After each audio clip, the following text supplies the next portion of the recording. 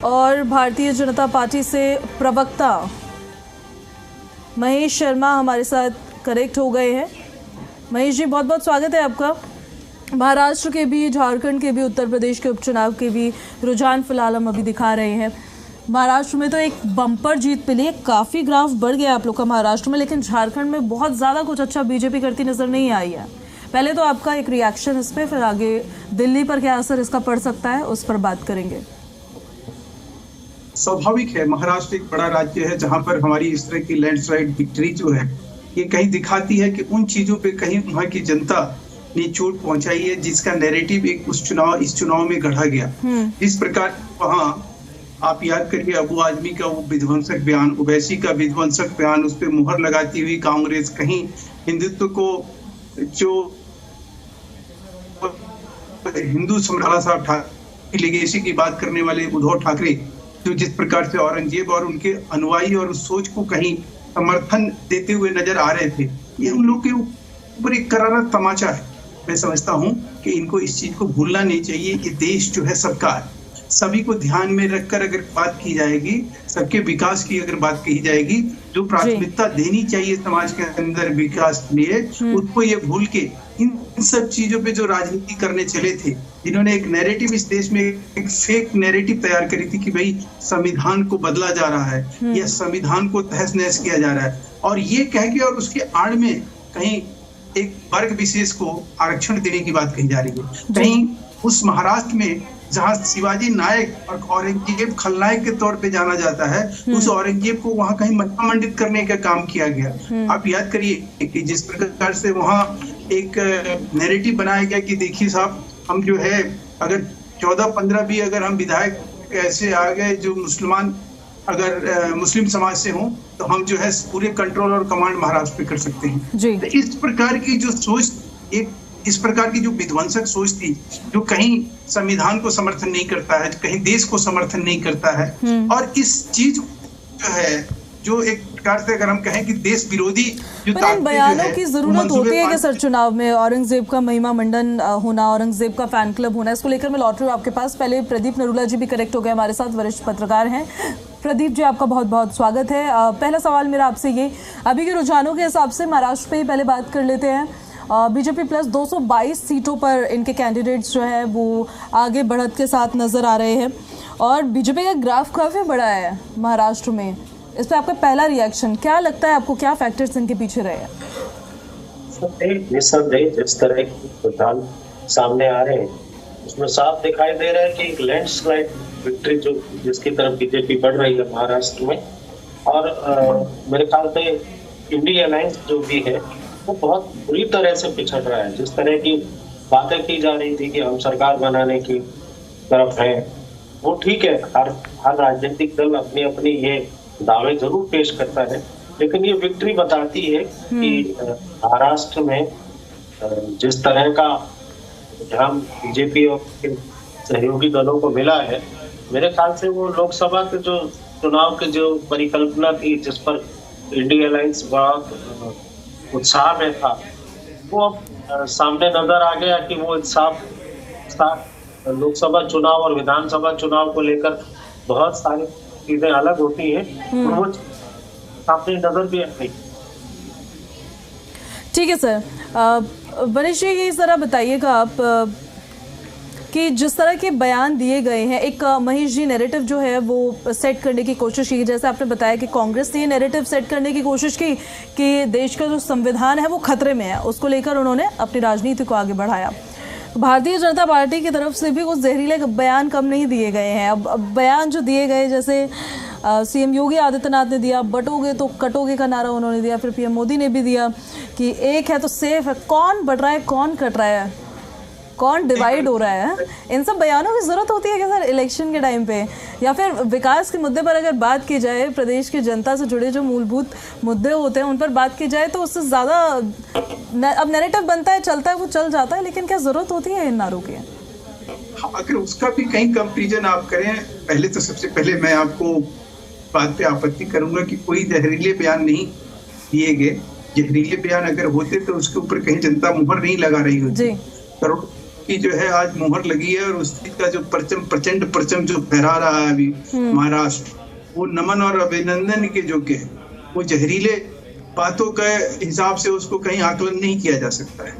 आज नमन और वंदन और अभिनंदन है इस बात को कि मोदी जी ने जो बात कही और जो जोगी जी ने बात कही, बात को लेकर कहीं प्रतिशक्ति नहीं है। अब सवाल उठता है कि जो आपने प्रश्न किया कि भाई क्या जो विकास की बात है या जो मुद्दे होते हैं, जो एक हमारी जो ज्वलंत या कह लीजिए जो बर्निंग इश्यूज है, उससे क्या बीजेपी ने कभी मुंह फेरा? मुंह तो इन लोगों ने फेरा। आप देखिए कि आज के डेट में मध्य प्रदेश में जाके राहुल गांधी जो है ये कहते हैं कि भाई हम जो है 72,000 रुपए देंगे। उसके ऊपर लोग यकीन नहीं करते हैं। प्रधानमंत्री कहते हैं कि भाई हम तो मात्र आपको 2,000 रुपए देंगे। 2,000 रुपए के ऊपर लोग यकीन कर लेते हैं, लेकिन उस 72,000 रुपए के ऊपर यकीन नहीं करते। तो ये अपने आप में आपकी कहीं पे विश्वसनीयता जो है आपने जो बनाई है, जो आपने लोगों को लूटा है।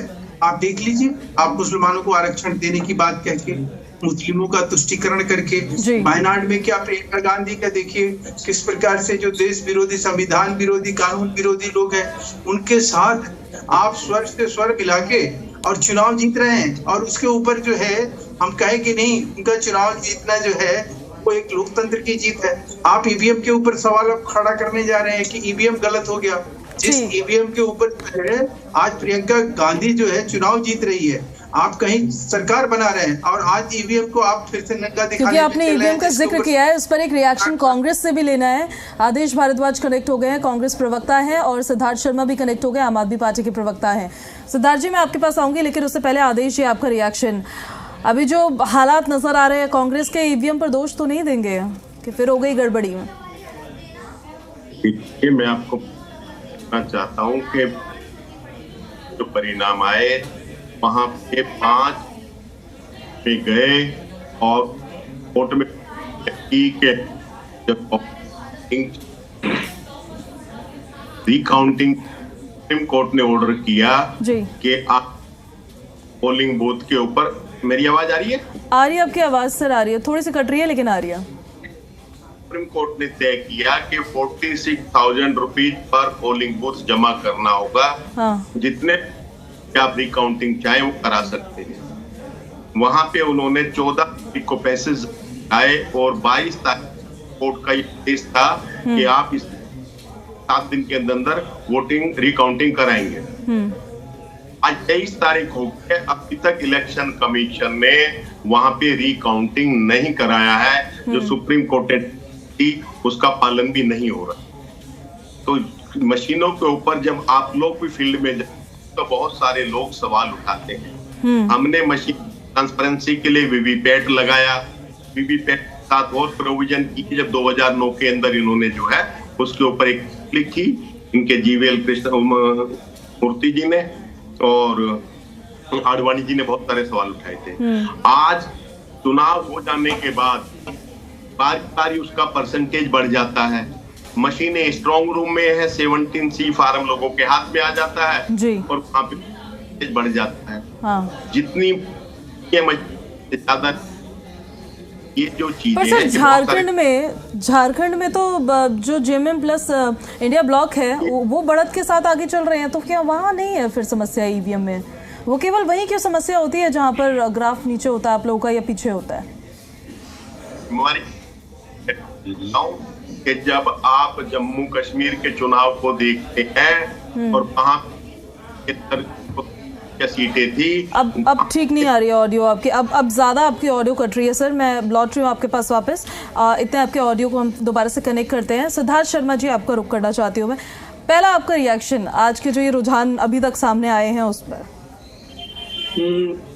एक तो इस चुनाव में झारखंड मुक्ति मोर्चा और टीम इंडिया को बधाई, क्योंकि वो लोग झारखंड का चुनाव जीते हैं ये तो हम नहीं कह सकते, लेकिन वो काफी बढ़त बना लिए हैं। दूसरी तरफ जो महायुति गठबंधन है महाराष्ट्र में, उनको भी बधाई, क्योंकि वो भी महाराष्ट्र में काफी अच्छी बढ़त बना लिए हैं। आम आदमी पार्टी के 3 कैंडिडेट्स पंजाब में 4 में से 3 जगह आम आदमी पार्टी के जो उम्मीदवार हैं वो आगे हैं। कर्नाटक में 3 में से 3 जगहों पे कांग्रेस आगे है। बंगाल में 6 में से 6 जगहों पे तृणमूल कांग्रेस आगे है। तो इन सभी लोगों को बधाइयाँ। और मेरे ख्याल से आपने सही फरमाया जब आपने कहा कि जब चुनाव होता है तो लोगों के मुद्दे होने चाहिए या नहीं होने चाहिए। तो लोगों के मुद्दे होने चाहिए, इसीलिए अगर आपने कल देखा होगा तो आम आदमी पार्टी ने दिल्ली में 65,000 जगहों पे लोगों के ही मुद्दों को लेके चर्चा शुरू की है, जिसको कि हमने रेवड़ी पे चर्चा का नाम रखा है। इसमें मुद्दा सीधा सीधा है कि एक सरकार नाम की जो इकाई होती है, कोई भी सरकार नाम की इकाई हो, सरकार कहीं पर आम आदमी पार्टी की होती है, कहीं भाजपा की होती है, कहीं कांग्रेस की होती है, लेकिन एक बार जब सरकार बन जाती है तो वो जो सरकार स्कीमें लाती हैं या सरकार जो सेवा देती है वो तो हर नागरिक को देती है। जिस नागरिक ने उस सरकार को वोट नहीं दिया उसको भी तो वो सुविधा मिलती है। तो सरकार नाम की इकाई जो होती है उसका काम कुछ लोगों को सजा देना है या सभी लोगों को सेवा देना है। आम आदमी पार्टी ने इसीलिए दिल्ली में 65,000 जगहों पे जो बैठक करने वाले हैं उसमें जो आप कल आपने देखा होगा कि हमने रेवड़ी पे चर्चा शुरू की, वो यही है कि आम आदमी पार्टी पिछले 10 सालों से लोगों को 6 अलग अलग तरह की सुविधाएं दे रही हैं, सेवाएं दे रही है, चाहे वो मुफ्त बिजली हो, मुफ्त पानी हो, विश्व स्तरीय मुफ्त शिक्षा हो, विश्व स्तरीय मुफ्त स्वास्थ्य हो, महिलाओं को बस में यातायात हो, बुजुर्गों को तीर्थ यात्रा हो। इन मुद्दों पर हम लोगों के पास जाएंगे और लोगों को कहेंगे कि हमने ये आपको दिया है, आपको ठीक लगता है तो आप हमको वोट दीजिए, अगर आपको ठीक नहीं लगता है तो मत वोट दीजिए, दूसरे को वोट देंगे। तो जैसे भाजपा को वोट देंगे तो भाजपा की 20 राज्यों में सरकारें हैं, उसमें से एक जगह भी अगर दिल्ली की सरकार अपने दिल्ली के नागरिकों को अयोध्या मंदिर में जाने के लिए मुफ्त तीर्थ यात्रा करवा सकती है तो भाजपा की तो पूरे भारत में और 20 राज्यों में सरकार है। भारत में इतने हिंदुओं को, भारत के जो लब्ध प्रतिष्ठित राम मंदिर बना उसमें हिंदुओं को ले जाने के लिए मुफ्त तीर्थ यात्रा क्यों नहीं करवा सकती? तो इस तरह के मुद्दे ही हम उठाएंगे और यही हम मुद्दे उठाएंगे। और दूसरी बात, इस चुनाव 10 सेकंड में खत्म कर देता हूँ, एक बहुत रोचक तथ्य आपको बताता हूँ। इस चुनाव में ये जो हो रहे हैं इसमें मुख्य रूप से 2 राज्य और कई सारे राज्यों में उपचुनाव हो रहे हैं, सभी मिला के करीब करीब 9 करोड़ लोगों ने वोट डाले हैं। हाँ। और आपको आश्चर्य होगा कि इसमें भाजपा और कांग्रेस दोनों को मिला के जो तथाकथित राष्ट्रीय दल हैं इस देश के, राष्ट्रीय दल टेक्निकली मैं नहीं कह रहा हूँ, तथाकथित जिनकी राष्ट्रीय पहचान है, इन दोनों पार्टियों का जो वोट है वो 40% से कम है और 60% से ज्यादा वोट जो है लोग क्षेत्रीय पार्टियों को या राज्य की पार्टियों को दे रहे हैं। यहाँ पर जिसके साथ गठबंधन है वो एक अलग चर्चा है। कांग्रेस का गठबंधन जेएमएम के साथ है इसीलिए वो झारखंड में जीत रही है, या भाजपा का गठबंधन टूटी हुई शिवसेना या टूटी हुई एनसीपी के साथ है, वो महाराष्ट्र में जीत रही है। बात वो नहीं है, बात यह है कि क्षेत्रीय दलों का वोट शेयर इस देश में 60% से ज्यादा है और तथाकथित राष्ट्रीय दलों का वोट शेयर 40% से कम है। यही बताता है कि इस देश की जनता सत्ता को कोई बहुत दूर किसी दूसरे के हाथ में देना पसंद नहीं करती, सत्ता को अपने नजदीक रखना पसंद करती। ठीक है, महेश शर्मा जी इस पर जवाब दीजिएगा। उनका कहना है कि ऑप्शन की तरफ देख रही है प्रदेश की जनता और वो ऑप्शन जो बाकी के क्षेत्रीय दल हैं वो है। दूसरा ये कि उनका कहना ये भी है तुम हमें अप्रिशिएट करो, उस पर तो हम जवाब देंगे ही, हमें क्रिटिसाइज भी करोगे, हम उस पर भी चर्चा करेंगे। रेवड़ी पर चर्चा जो शुरू की है उन्होंने, जो मुफ्त की रेवड़ियां वो बांट रहे हैं जिस पर विरोधियों ने घेरा आम आदमी पार्टी की सरकार को, उस पर भी चर्चा करने के लिए तैयार है। ऐसे में बीजेपी की तैयारी दिल्ली के लिए फिर क्या रहेगी, क्या तोड़ रहेगा आपका? जो हमें ये कहना है कि मतलब चलिए एक हमारा देश जो है वेलफेयर स्टेट कहा जाता है, संविधान के हिसाब से सामाजिक सुरक्षा का जो है प्रोविजन जो है कानून में है, लेकिन जो सबसे बड़ी चुनौती क्या है? चुनौती ये है कि आप जो है साधु के वेश में शैतान का काम करेंगे। आप जनता के नाम पर जो है वो एक फंड अलॉट करेंगे और उसके बाद उसको लूट लेंगे। आप गैर कानूनी तरीके से आप एक तरफ जो है फ्री बिजली और पानी के नाम पर दिल्ली में जो है शराब माफिया की तरह काम करेंगे। आप एक शीश महल और राजमहल बना के आप राज करेंगे। ये कहाँ तक उचित है? बीच के नाम पर ठीक है, जनता को कुछ मिल रहा है, उसमें किसी को एतराज नहीं। हाँ। लेकिन सवाल यह है कि जिस प्रकार से आप जनता के नाम पर आपने लूट मचाया, 32,000 करोड़ रुपया खजाने से कहाँ गया किसी को आज तक पता नहीं है। इसी प्रकार से देखिए कि दिल्ली में आज जिंदगी दांव पर लगी हुई है। 2.5 करोड़ से ज्यादा लोगों की जिंदगी जो है इन लोगों ने तिल तिल करके मारने पे मजबूर किए हुए हैं। आज अगर धन्यवाद करिए केंद्र सरकार को और दिल्ली के उपराज्यपाल को कि कम से कम वो नालों की सफाई, सीवर की सफाई, जमुना की सफाई की चिंता कर रहे हैं, आवाज उठा रहे हैं। चिंता ही कर रहे हैं, सफाई नहीं हो रही है सर, क्योंकि नाले भी साफ नहीं है। वो मानसून सीजन में देखने को मिला, और यमुना भी साफ नहीं है, वो अभी देखने को मिल रहा है, झाग बह रहा है यमुना नदी में। लॉटरी में आपके पास दरअसल इस बीच एक बड़ी खबर सामने आ रही है। गाजियाबाद में जो उपचुनाव हुआ उसमें भारतीय जनता पार्टी के प्रत्याशी संजीव शर्मा की जीत हो गई है, वो जीत चुके हैं। बड़ी खबर है इस वक्त की, ये बड़ी अपडेट। गाजियाबाद से बीजेपी के प्रत्याशी संजीव शर्मा जीत दर्ज कर चुके हैं गाजियाबाद में। इससे पहले भी भारतीय जनता पार्टी के ही विधायक थे और इस पर उपचुनाव हुआ, क्योंकि यहाँ से जो लास्ट विधायक चुने गए थे वो फिर सांसद का उन्होंने चुनाव लड़ा, सांसद बने, सीट खाली हुई थी। और उसके बाद अब बीजेपी के प्रत्याशी संजीव शर्मा जीत दर्ज कर चुके हैं। सर, इस पर भी एक रिएक्शन महेश शर्मा जी आपका, पहले तो बधाई आपको, गाजियाबाद से जीत गए आपके कैंडिडेट। अपराधी आतंक और एक तुष्टीकरण की नीति का जो है एक तरह से सफाया करने की दिशा में जो है ये चुनाव का, गाजियाबाद चुनाव का जो है रिजल्ट सामने आया है जी। इन लोगों ने खूब जोर आजमाइश करी कि वो ये साम्राज्य स्थापित करें जिसमें ये सारे गुंडे, सारे अपराधियों को इकट्ठा करते हैं और वो भी सोचते हैं कि अगर सपा है तो हम हैं। तो आज वो हम जो है इनका कहीं वो उसका जो है एक तरह से उसको पराजय मिली, उसको शिकस्त मिला है गाजियाबाद में। और गाजियाबाद जो है हमेशा भारतीय जनता पार्टी के लिए एक मुफीद और सुरक्षित स्थान माना जाता रहा है। गाजियाबाद के विकास में भारतीय जनता पार्टी के प्रतिनिधियों का जो एक योगदान रहा, सहयोग रहा, उसका नतीजा भी है। या वो किसी भी तरह से, या वहाँ के स्थानीय सांसद अतुल गर्ग जी को देख लीजिए, या फिर अतुल गर्ग जी ने के जगह पे ही संजीव शर्मा जी ने ये जीत का परचम लहराया है। और एक सरकार की जो काम है, सरकार के काम पर कहीं मोहर लगी है। ये उस तरह से नहीं जीत है जैसे अन्य राज्यों में जो है कहीं किसी को गोली मार के, कहीं किसी की हत्या करके पश्चिम बंगाल में 6 की 6 सीटें जीते जा रही है। अपना कर्नाटक में देखिए 3 सीटें जीती जा रही है।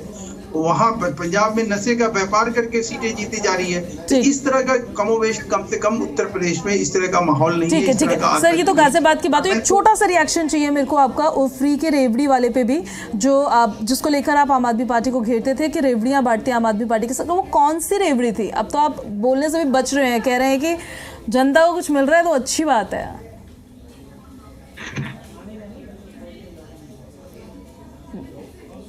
केजरीवाल ने करी, उसके पीछे उनका मंशा जो कुछ भी रहा, उनका एक ही मंशा रहा कि भाई लूट मचाओ इसके नाम पर। लोगों के आंख में धूल झोंकने का काम जो है केजरीवाल जी फ्री बीच के नाम पर किया, पहली बात। दूसरी बात कि फ्री बीच की परंपरा कोई स्वस्थ परंपरा नहीं है। लोकतंत्र में जो है अगर आप जनता को ये आदत लगा देंगे कि फ्री में हम तुम्हें सब कुछ देंगे, इसकी शुरुआत आपको जाना है, जाइए तमिलनाडु में अध्ययन करिए, जहाँ ये सबसे पहले शुरू करी करुणानिधि थी, जहाँ लोगों को फ्री में सब चीज, पंखा फ्री और पता नहीं क्या क्या चीजें, वहाँ सब चीजें लोगों को वोट की वजह से उपलब्ध कराया गया। और नतीजा ये हुआ कि उस राज्य की जो जीडीपी है, वो राज्य जो है जिस तरह से कर्ज का बोझ उस राज्य में बढ़ता चला गया, आज उसकी कमर टूटने के कगार पे खड़ा है। ऐसे राज्य जहाँ पर इस तरह की कोशिश की जाती है, लोगों को सक्षम बनाए, लोगों को रोजगार दे, रोजगार के नाम पर सबसे बड़ी ठगी करी। रोजगार के नाम लोगों को सक्षम बनाने के लिए, लोगों को रोजगार देने के लिए भारतीय जनता पार्टी का क्या विजन रहेगा, उस पर मैं आपके पास वापस लौटूंगी। सिद्धार्थ शर्मा जी, आपका एक छोटा सा जवाब, फिर प्रदीप सर के पास जा रही हूँ। हम लोग पूर्वांचल से हैं। पूर्वांचल में कहावत है, बड़ों के माए या कन्यायनों के माए नए बन सको। मतलब कोई एक महिला एक ही साथ वर और वधू दोनों की मां नहीं बन सकती। एक तरफ भाजपा कहती है कि फ्रीबी नहीं देनी चाहिए, दूसरी तरफ भाजपा के प्रधान जी कहते हैं कि हम 80 करोड़ लोगों को राशन दे रहे हैं। इसका मतलब भाजपा के प्रवक्ता कह रहे हैं कि प्रधान जी गलत कर रहे हैं। एक तरफ भाजपा कहती है कि फ्रीबी नहीं देना चाहिए, दूसरी तरफ भाजपा के प्रधान जी इस देश के 150 करोड़ लोगों को फ्री में वैक्सीन देते हैं। इसका मतलब वो कह रहे हैं कि फ्री में वैक्सीन नहीं देना चाहिए। भाजपा के प्रवक्ता कह रहे हैं कि लोगों को फ्री में देंगे तो उनकी आदत बिगड़ जाएगी। लेकिन भारत का कोई भी मंत्री हो, प्रधानमंत्री हो, वो जनता के हवाई जहाज में घूम सकता है, उसको बिजली फ्री हो सकती है, उसको यात्रा फ्री। कोई अगर मंत्री हो, किसी भी राज्य का मंत्री हो या किसी MLA भी हो, MP भी हो, प्रधानमंत्री हो या कोई मंत्री हो, वो जब यात्रा फ्री कर सकता है तो इस देश की महिलाएं क्यों नहीं यात्रा फ्री कर सकती? और अगर भाजपा कहती है कि हम महाराष्ट्र जीत गए तो वहां पर लाड़की बहन योजना भी तो उन्होंने लाई। तो भाजपा को ये समझ लेना चाहिए कि वो एक साथ खरगोश बन के दौड़ भी नहीं सकती और भेड़िया बन के दौड़ा भी नहीं सकती भाजपा को। इसीलिए हमने भाजपा को सीधा सीधा, देखिए रेवड़ी जो शब्द है ना, वो आम आदमी पार्टी ने नहीं बनाया, भाजपा का बनाया हुआ शब्द है। हम भाजपा की शब्द पर उन्हीं के पिच पर जाके खेल रहे हैं कि हाँ हम ये रेवड़ी दे रहे हैं जनता से। अगर आम आदमी पार्टी की दिल्ली सरकार ने 70,000 करोड़ रुपया सालाना टैक्स वसूला है, तो अगर मान लीजिए जनता ने मुझे दूध दिया है तो वापस मुझे खीर और रेवड़ी तो दूध जनता को बना के देनी पड़ेगी ना, नहीं तो बेईमानी होगी। भाजपा की केंद्र सरकार 25 लाख करोड़ रुपया देश की जनता से टैक्स लेती है, देती किसको है? अडानी को दे देती है। उस अडानी के ऊपर दुनिया भर के कोर्ट में वारंट जारी हो जाता है। तो इससे भारत विश्वगुरु बनेगा? भारत विश्वगुरु तब बनेगा जब जनता का पैसा जनता को जाएगा। यही तो चर्चा दिल्ली में होने वाली है, यही तो चर्चा दिल्ली में हो रही है। और ये हमें खुशी की बात है कि दिल्ली में जो चर्चा होगी वो इस तरह की होगी। ठीक है, इस पर प्रदीप नरूला जी जवाब देंगे। ठीक, प्रदीप सर, रेवड़ी पर चर्चा जो अभियान आम आदमी पार्टी ने शुरू किया है, इसको कैसे देखते हैं आप? रेवड़ी की अगर बात करें, जो फ्रीबीज की बात करें, आम आदमी पार्टी की राजनीतिक जमीन तो इससे मजबूत हुई है हमेशा, जो पब्लिक को उन्होंने दिया है। और एक चीज मैं ये भी समझना चाहती हूँ, और सबको थोड़ी फ्री बिजली या फ्री पानी मिलता है, एक स्पेसिफिक यूनिट है ना कि सब्सिडी मिलती है। अगर उससे ज्यादा इस्तेमाल करेंगे आपको तो बिल आएगा, कम इस्तेमाल करेंगे तो नहीं आएगा। देखिए पूजा, जिस तरह से राजनीतिक दल घोषणाएं करते हैं वो करें, ये उनकी राजनीति का पार्ट है, वो किसको क्या दे रहे हैं क्या नहीं दे रहे हैं। अगर जनता उन्हें स्वीकार करती है तो करना चाहिए। मेरे ख्याल से सबसे पहले जो भी राजनीतिक दल इस तरह की घोषणाएं करते हैं, जिसको कथित रूप से अभी रेवड़ी कहा गया है, जिस तरह की घोषणाएं करते हैं उसका एक परफॉर्मा बना के जनता के सामने पेश करें कि हम कितना बोझ पड़ेगा जनता के ऊपर या उन लोगों के ऊपर जो टैक्स अदा करते हैं, कितना बोझ पड़ेगा, किस तरह से वो पैसा जनरेट होगा, किस तरह से वो पैसा लोगों में बटेगा, चाहे वो योजनाओं के तहत हो, चाहे वो विशेष रूप से किसी माफी के तहत हो, जो भी जिस तरह का भी जिसको हम कभी जो हम बार रेवड़ी शब्द का इस्तेमाल कर रहे हैं, जो भी जनता को आप देना चाहते हैं, जो भी आप वादा करना चाहते हैं या चुनाव के नीतिगत या अपनी नीतियों माफी के साथ सर आपको रोकना पड़ रहा है।